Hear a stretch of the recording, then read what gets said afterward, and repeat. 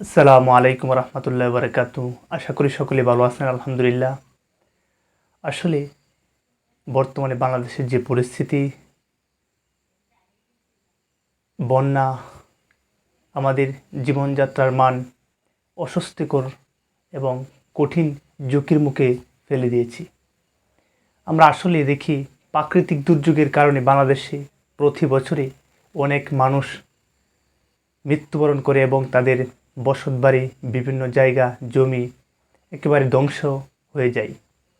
আসলে এই সংকটকালে, এই সংকট মুহূর্তে আমরা বাংলাদেশের মানুষ এবং বিভিন্ন দেশে যারা আমাদের বাংলাদেশি প্রবাসী এবং স্থায়ীভাবে বসতি করতেছে এবং নিজস্ব জন্মভূমি, তার জন্ম বাংলাদেশে, আমি তাদের উদ্দেশ্যে কথাগুলো বলার চেষ্টা করব।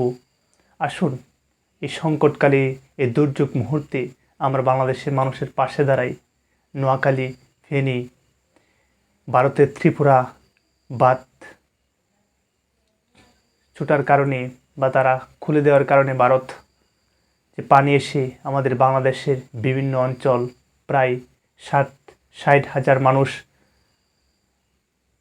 প্রাণীবন্দী অবস্থায় আছে। তাদের ঘরবাড়ি ভিটে আমরা সোশ্যাল মিডিয়া এবং গণমাধ্যমে দেখতে পাচ্ছি তাদের পানি বিপদসীমার উপরে একেবারে টিনের চালের কাছাকাছি অবস্থান করতেছে। আসুন আমরা সবাই ঐক্যবদ্ধ হয়ে ভেদাভেদ ভুলে গিয়ে মানুষের পাশে দাঁড়াই, মানুষকে সহযোগিতা করি। আমাদের সবার জায়গা থেকে সাধ্য অনুযায়ী তাদেরকে 1-2 টাকা সহযোগিতা করি। হয়তো তাদের এই সংকটকাল, এই দুর্যোগ মুহূর্ত একদিন ফুরাবে। যদি আমি সহযোগিতা করি, অবশ্যই তারা আমাদের ভাই বোন। সর্বশেষ কথা, আমাদের দেশের মানুষ মানুষের জন্য, এটাই প্রকৃতির নিয়ম। আপনি আমার জন্য, অন্যদিন আমি আপনার জন্য, এটাই বাস্তব। যাই হোক, আসলে আমরা বিগত সময়ে আমরা দেখি বিভিন্ন সেলিব্রিটিরা বা বিভিন্ন দানশীল এবং উচ্চশীল ব্যক্তিরা বন্যা কবলিত মানুষের পাশে দাঁড়ায় এবং গভর্নমেন্ট, সরকারের কাছ থেকে সবসময় তো সহযোগিতার আশ্বাস থাকেই, বা এটার দায়িত্ব, নাগরিকের কোনো ঝুঁকিপূর্ণ অবস্থান থাকলে নাগরিকের পাশে দাঁড়াবে, এটাই গভর্নমেন্টের দায়িত্ব। কিন্তু তারপরেও আমরা বেসরকারি খাত এবং বিভিন্ন ধনী এবং উচ্চশীল ফ্যামিলি এবং ধনী ব্যক্তি যারা আছি, আমরা অবশ্যই সরকারের পাশাপাশি আমরা নিজেরাও এগিয়ে আসব। তাহলেই মনে হয় একা সরকারের এটা সম্ভব না, এটা আমি বলি না।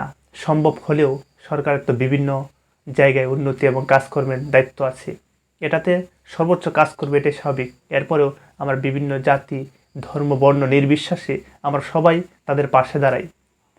আমি বলতে চাই, বিভিন্ন সেলিব্রিটিরা আপনাদের কাছ থেকে বিভিন্নভাবে তারা টাকার জন্য সহযোগিতার হাত বাড়াইছে, আপনারা অবশ্যই দিয়েছেন। ইনশাল্লাহ আমরা আশা করি অবশ্যই সেলিব্রিটিরা না থাকুক, কিন্তু আপনার দানশীলতার হাত, আপনার সহযোগিতার হাত অবশ্যই বাংলাদেশের মানুষ পাবে সবসময়। আপনারা যারা বিভিন্ন দূর প্রবাসে আছেন এবং প্রবাসে থাকেন, আমি তাদের উদ্দেশ্যে কথাগুলো বলার চেষ্টা করব। আপনারা যদি দেশকে ভালোবাসেন, দেশের মানুষকে ভালোবাসেন, প্রকৃতপক্ষে অবশ্যই এদেশের মানুষের কল্যাণে, বিপদে, দুর্যোগে আপনারা এগিয়ে আসবেন, সেই প্রত্যাশা রাখি।